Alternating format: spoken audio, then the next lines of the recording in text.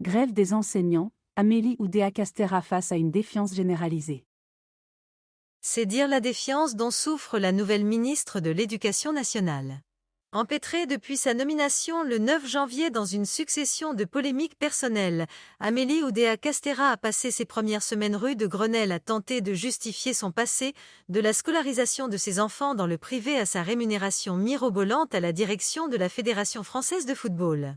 Mais aujourd'hui, c'est dans ses fonctions ministérielles qu'elle doit répondre à la grogne des enseignants qui défileront à Paris à partir de 14 heures. Une grogne qui réclame notamment sa démission, mais aussi une augmentation des salaires, une revalorisation du point d'indice, de meilleures conditions de travail et des moyens. Les revendications sont nombreuses. Résultat, ce jeudi 1er février, près d'un enseignant sur deux est en grève à l'appel de la quasi-totalité de leur syndicat. Quelques 20% selon les chiffres du ministère, publiés à 11 heures, mais 40% dans le premier degré, d'après les premiers chiffres du SNUIP majoritaire, et même 47% dans les collèges et lycées selon le SNES-FSU. Un programme signé Attal. Le prédécesseur d'Amélie Oudéa-Castéra, le nouveau Premier ministre Gabriel Attal, lui a pourtant laissé une feuille de route bien garnie, censée répondre aux problématiques de l'éducation nationale connues de longue date. Après avoir d'emblée fait consensus en interdisant l'abaya ou en faisant de la lutte contre le harcèlement une priorité de son ministère, il avait même marqué son passage par des annonces fracassantes pour l'école. Qu'il a rappelé lors de sa déclaration de politique générale devant l'Assemblée nationale mardi 30 janvier, répétant que l'école est la mère de toutes les batailles.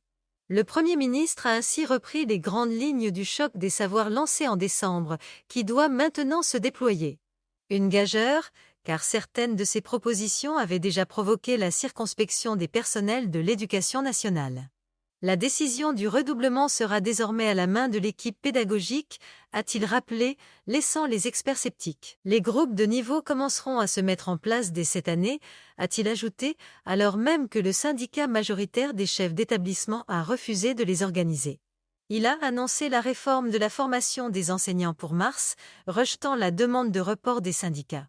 Il a même évoqué l'idée d'Emmanuel Macron de mieux réguler l'usage des écrans dans et en dehors de l'école. Malgré un vaste programme aux mains de la nouvelle ministre, le corps enseignant n'y croit pas. Pour les professeurs, il ne répond pas du tout à l'urgence. Ce sont bien leurs salaires, la pénurie de personnel et le respect de leurs fonctions qui devraient occuper tout l'agenda. Et après une première période de perplexité, le temps que les annonces d'Attal infusent, voilà qu'il semble bien décidé à entrer en résistance.